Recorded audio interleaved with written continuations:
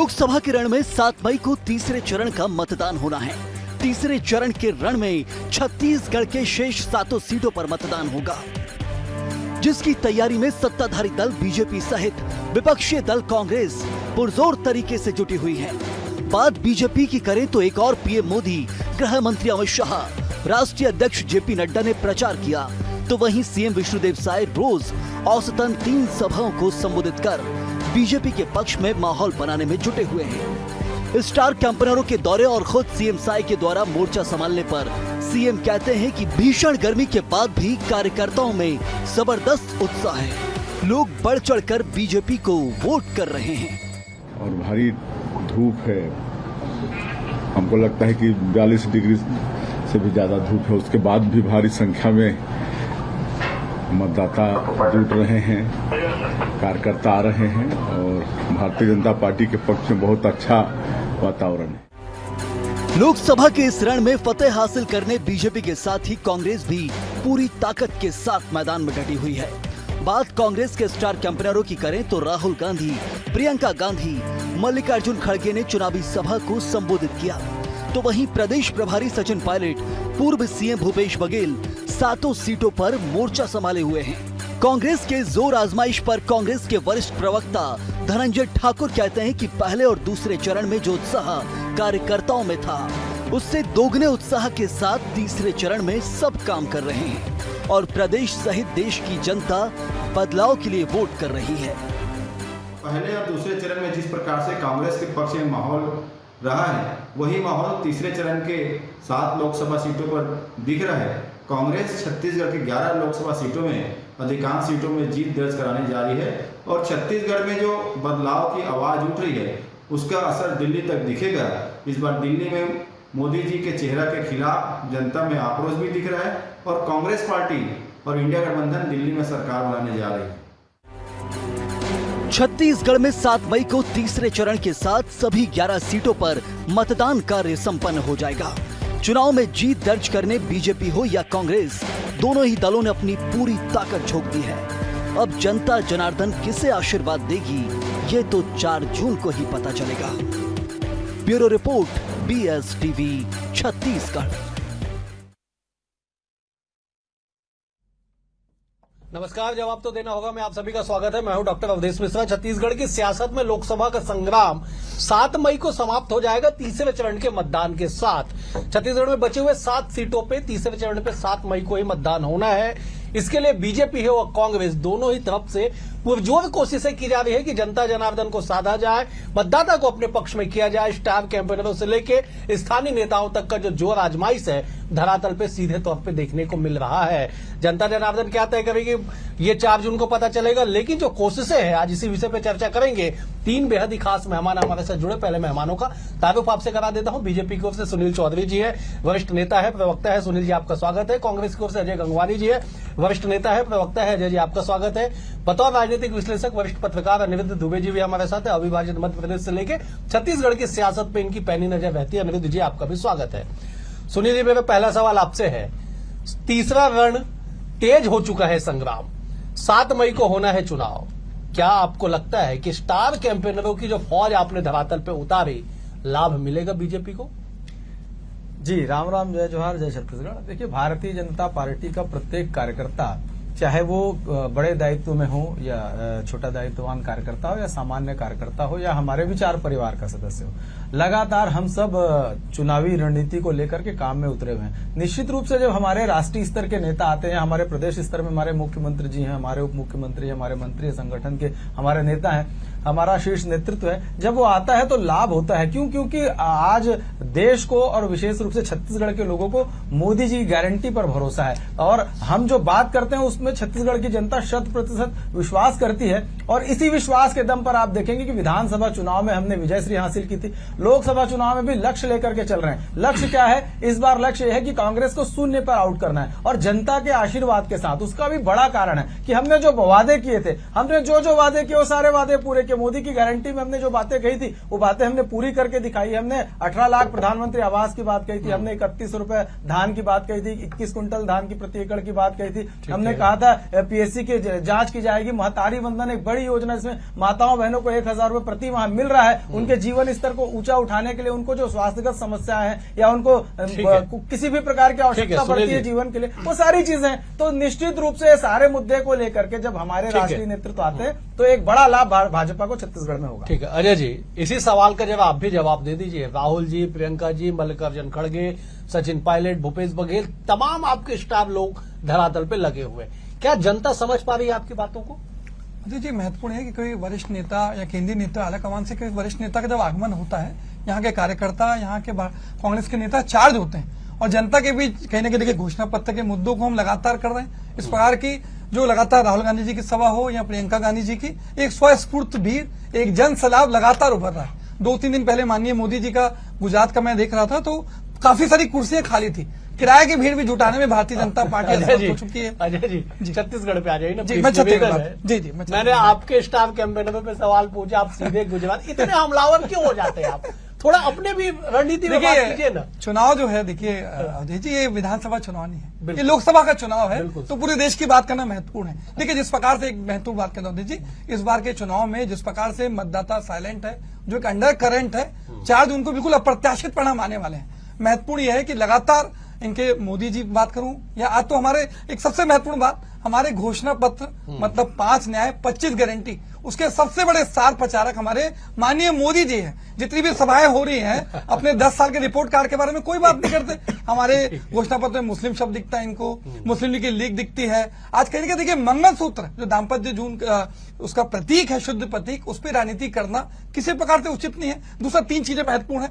आज जो आरक्षण विरोधी चरित्र है वो भारतीय जनता पार्टी का पूरा देश के सामने आ चुका है। आज इनके वरिष्ठ जो हैं अनंत हेगड़े, ज्योति मिर्घा, अरुण गोविल, 3 वरिष्ठ लोगों का बयान आ चुका है कि 400 सीट से ज्यादा लाएंगे तो देश के संविधान को बदलेंगे। तो कहीं ना कहीं ये जो अवधि जी लड़ाई है, ये देश के संविधान को बचाने की, लोकतांत्रिक मूल्यों की रक्षा की और महंगाई और महिला सुरक्षा जैसे मुद्दों को देश में स्थापित करने के खिलाफ ये उसकी लड़ाई है। ठीक है अजय जी, मैं लौटूंगा, मैं अनिरुद्ध जी का रुक कर। अनिरुद्ध जी, सूबे की सियासत पे आपकी पैनी नजर आज से नहीं, अविभाजित मध्य प्रदेश के समय से बनी हुई है।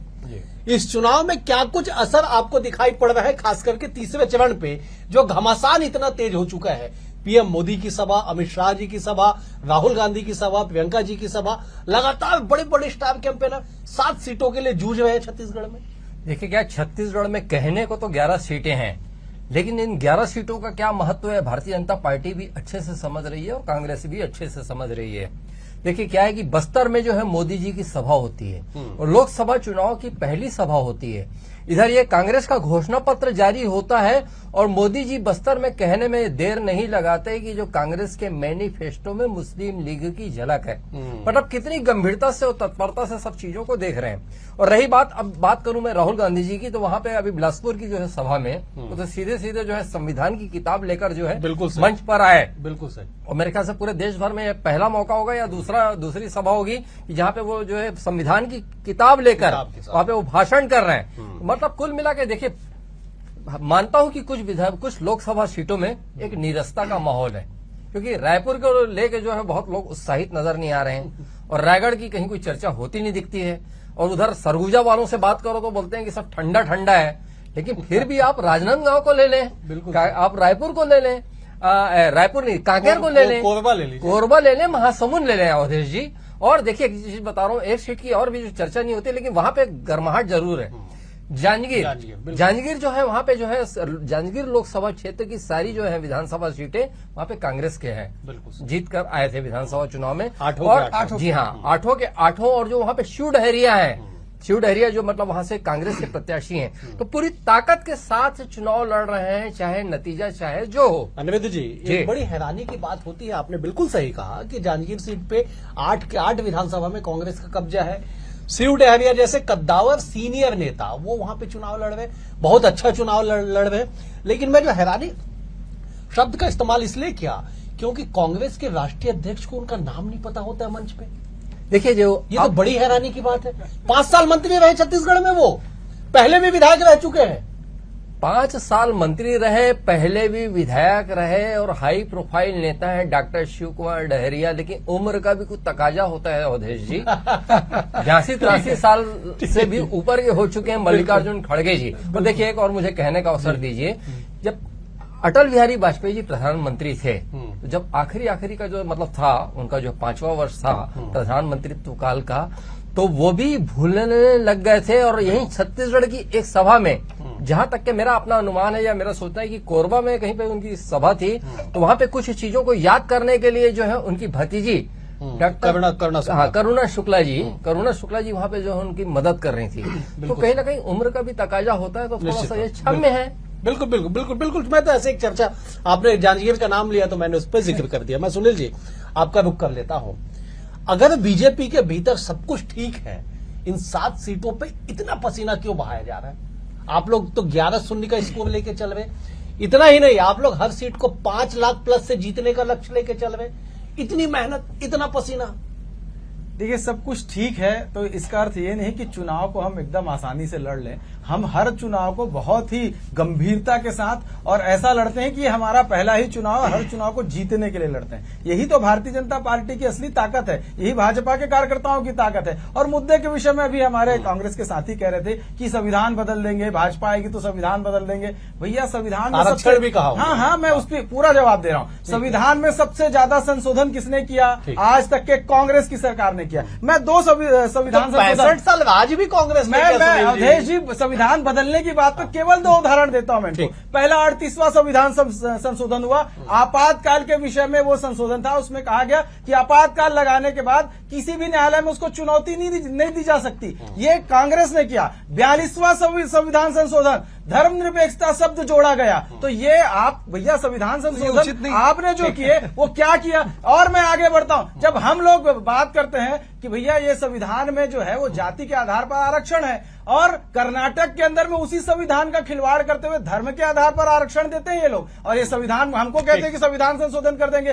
ST SC OBC के आरक्षण पर ये डाका डालने का काम करने वाले लोग हैं। केवल मैं इसलिए टोक रहा हूं क्योंकि संविधान बदलने को लेके कांग्रेस जो पहले दिन से आपके 3 बड़े नेताओं का नाम लेती है, अनंत हेगड़े का नाम लेती है, अरुण गोविल का नाम लेती है, और तीसरा नाम मुझे याद नहीं, ज्योति मिर्धा का नाम लेती है। ये 3 नाम तो कांग्रेस ले रही है कि आपके नेताओं ने कहा है।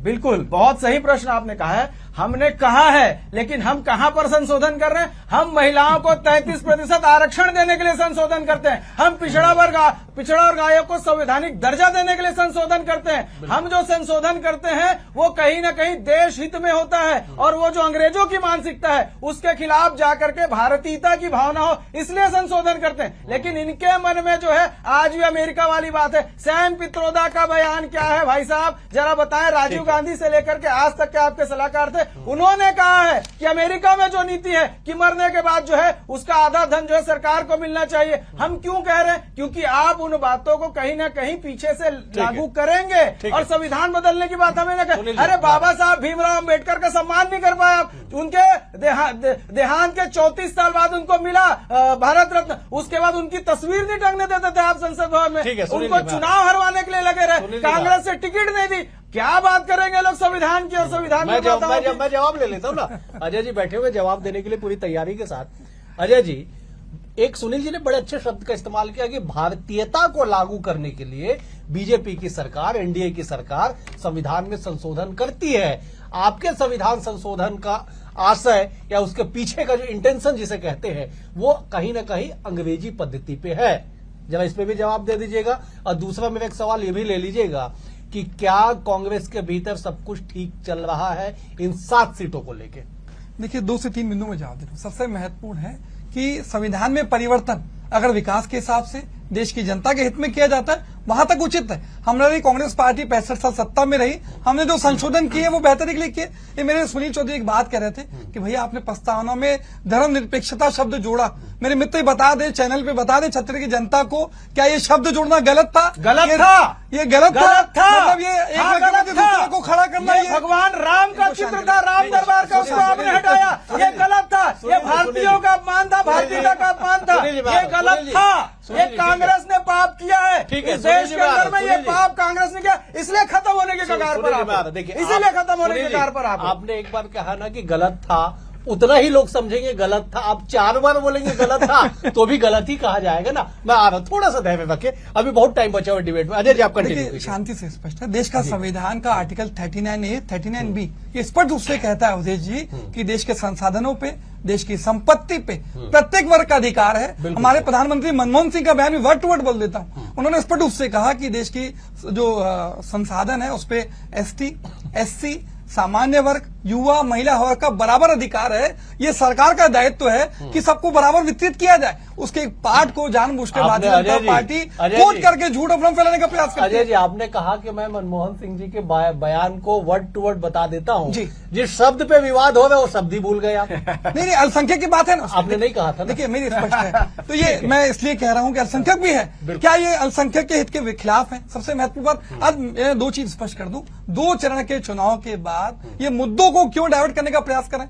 मछली, मटन, मुसलमान, मंगलसूत्र, क्योंकि इनको पता है कि जब महंगाई पे चर्चा होगी, बेरोजगारी पे चर्चा होगी, बढ़ती आर्थिक असमानता पे चर्चा होगी, ये मुद्दा हारेंगे। आखिरी 10 सेकंड ले रहा हूं, बहुत जरूरी बात कर रहा हूं। आज एक मेरे मित्र मैच जीतने की बात कर रहे हैं, ये वही भारतीय जनता पार्टी की टीम है जिसको अपनी टीम पे भरोसा नहीं है। अंपायर भी अपनी मर्जी के चुनेंगे, हमारे प्लेयरों को आरोप लगा के 2-2 मंत्रियों को जेल के सलाखों के पीछे ढकेल देंगे।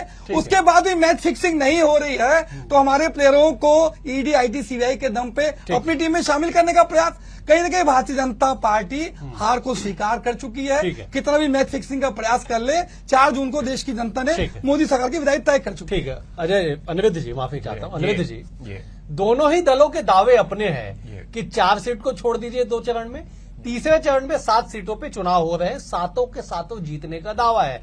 आपने 2-3 सीटों का नाम लिया कि जहां पे आपको ये फीडबैक है कि कुछ ठंडा ठंडा सा चल रहा है, ज्यादा चर्चाएं नहीं हो रही है। क्या आपको लगता है कि दोनों ही दलों की जो रस्साकस्सी धरातल पे दिख रही है, परिणाम एक तरफा होगा? देखिए, जहां तक सोचने की बात यह है कि छत्तीसगढ़ राज्य बनने के बाद कांग्रेस जो है 2 सीटों से आगे नहीं बढ़ पाई। बिल्कुल सही। एक समय था अगर कि जोगी जी जब पहला 2004 में चुनाव जीते लोकसभा महासमुंद से, उसके बाद एक समय ऐसा आया था कि राजनांदगांव से जो है स्टिंग ऑपरेशन में प्रदीप गांधी फंस गए थे, फिर उसके बाद उन्हें त्याग पत्र देना पड़ा, बाई इलेक्शन हुआ तो वहां पे जो है देवव्रत सिंह जो है चुनाव जीते, तब 2 थे।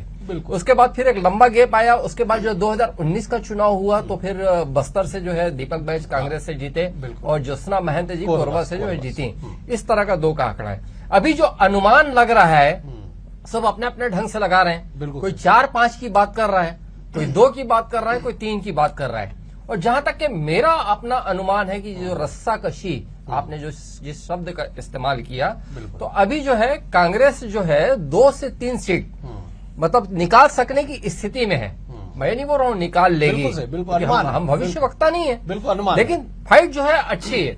और जहां तक कि अगर कि कैंडिडेट की बात करूं तो ये था कि कैंडिडेट कहां से कांग्रेस देगी, क्या होगा, बहुत सारी बातें थी, लेकिन कुछ 2-1 सीटों को छोड़ दें तो कांग्रेस ने कैंडिडेट भी अच्छे दिए हैं। बिल्कुल। लेकिन एक जो है मसला अवधेश जी, वो आर्थिक मसला जो है वो अभी जो है बहुत गड़बड़ाया हुआ है कांग्रेस का, और जो इसमें कारण दिया जा रहा है कि वहां पे उनका अकाउंट जो है फ्रीज हो गया है दिल्ली में, ये बहुत सारी बातें। अनिरुद्ध जी, कल पवन खेड़ा जी के पीसी में आप भी थे, मैं भी था। जी हाँ, ये सवाल उनसे पूछा गया कि कांग्रेस के बैनर पोस्टर नहीं है कहीं सड़कों पे, उन्होंने एक लाइन में कह दिया कि हमारे पास तो पैसे ही नहीं है, तो हम कहां से बैनर पोस्टर लगाएंगे। मैं कल वाले उसी दृश्य को याद करते हुए बिना उनका नाम लिए अपनी बात रखने की कोशिश कर रहा था, लेकिन आपने जो है पूरा उसे विस्तार देके उसे बहुत अच्छे तरीके से पेश कर दिया। अनिरुद्ध जी मैं लौटू, मैं सुनील जी करूंगा। सुनील जी, चुनाव में संभावनाएं बनी रहती है, आप लोग का जो दावा है कि 11-0 पे कांग्रेस को आउट करेंगे, IPL का समय चल रहा है, मैच की भाषा में सब चीज बातें की जा रही है, हर सीट को 5 लाख से अधिक से जीता जाएगा, भीषण गर्मी में जोड़ देता हूं। आज ही रायपुर के जिला कलेक्ट्रेट के द्वारा, जिला निर्वाचन अधिकारी के द्वारा शहर भर में पोस्टर लगाया गया कि 6,07,332 लोगों ने पिछले चुनाव में वोट नहीं डाला था। क्या आप उनमें शामिल हैं? कितनी बड़ी चुनौती है वोट बैंक को बचाए रखना और वोट प्रतिशत को बढ़ाना, राजनीतिक दल होने के नाते। देखिए, राजनीतिक दल नहीं, भारत में अगर आप भारत के नागरिक हैं, तो आप जब सारे त्योहार मनाते हैं तो एक राष्ट्रीय दायित्व तो आपका वोट देना भी है। भाजपा के कार्यकर्ता भी सभी घरों में जा रहे हैं और यही निवेदन कर रहे हैं कि आप अपने राष्ट्रीय दायित्व का निर्वहन कीजिए। ये भी एक तरीके से राष्ट्रीय पर्व के रूप में आप मनाइए। आज अवधेश जी, मेरे गुरु जी हैं पद्मश्री श्री मदन चौहान जी, सम्माननीय कलेक्टर महोदय, कमिश्नर महोदय समेत सारे लोग उनके घर सुबह पहुंचे थे। बाकायदा उन्होंने निमंत्रण पत्र दिया, तिलक लगा करके आरती उतारी। और मैं धन्यवाद देना चाहता हूं निर्वाचन आयोग का और स्थानीय शासन प्रशासन का कि वो लोग पहली बार सड़कों पे निकल करके जनता के बीच में जा रहे हैं। मैंने तो बारात में भी कलेक्टर साहब को देखा है, निर्वाचन आयोग के लोगों को देखा है। निश्चित रूप से बहुत अच्छी बात है, लेकिन राजनीतिक दल होने के नाते हम भी पूरा प्रयास कर रहे हैं, हम लोग भी लोगों के बीच में जा रहे हैं। अवधेश जी, हमारे परिवार ने निर्णय लिया है कि हम सुबह 6:30 बजे हम परिवार के सारे सदस्य एक साथ मिल करके मतदान केंद्र में जाएंगे और इसके लिए सबको प्रेरित करेंगे। और मैं निवेदन भी करता हूं कि सारे लोग मतदान जरूर मैं करें। इसी सवाल के साथ अजय जी के पास जाता हूं। अजय जी, कांग्रेस के समक्ष चुनौतियों का पहाड़ है, चुनाव जीतने को लेके, मैनेजमेंट को लेके, तमाम तरह को लेके। उसी पहाड़ में एक छोटा सा चट्टान वोट प्रतिशत को बढ़ाना, अपने मतदाताओं को घरों से निकालना भीषण गर्मी को देखते हुए है। क्या रणनीति के साथ आप आगे बढ़ रहे 7 तारीख के लिए? देखिए 2 से 3 चीजें महत्वपूर्ण है। अभी तक अगर आप इतिहास की बात करें तो 2004 में जब चुनाव हुआ, अटल अजय जी थोड़ा संक्षेप में मुझे समापन। हाँ, मैं कंप्लीट कर, बस देखिए 2 चीजें एक्सप्रेस कर रहा हूँ। ज्यादातर जो अभी तक का लोकसभा का इतिहास रहा है 2004, 9, 14 या 19, जब वोटों के प्रतिशत में गिरावट आती है तो सत्ता पक्ष को नुकसान होता है, और जब वोटों का प्रतिशत बढ़ता है तो सत्ता पक्ष को फायदा होता है। 2004 में भी हमने देखा कि जब वोटों में गिरावट है तो अटल बिहारी जी की सरकार थी वो गिर गई। जो फील गुड का नारा था या शाइनिंग इंडिया था वो तक फ्लॉप रहा। इस बार भी जो 2 चरणों को चुनाव, अवधेश जी, दोनों चरणों में जो वोटों का प्रतिशत गिरावट है, दिख रहा है कि जो भारतीय जनता पार्टी के कोर वोटर्स हैं वो घर से नहीं निकल रहे हैं। जो भाजपा के गढ़ है वहां वोट की अजय जी, मुझे संकेत मिल चुका है समापन के लिए। मतलब बड़ा गजब है कि आप लोग ये चाह रहे हैं कि वोटों का परसेंटेज गिरे, हम 100% चाह रहे हैं। सुनील जी मैं समाप्त कर रहा हूं। वोटों का परसेंटेज गिरे तो कांग्रेस का ग्राफ बढ़े। मैं इसी के साथ समाप्त करूंगा। आप तीनों मेहमानों का बेहद शुक्रिया। अजय जी आपका शुक्रिया, अनिरुद्ध जी आपका शुक्रिया, सुनील जी आपका भी शुक्रिया। कल एक और विषय के साथ होगी मुलाकात, तब तक के लिए नमस्कार।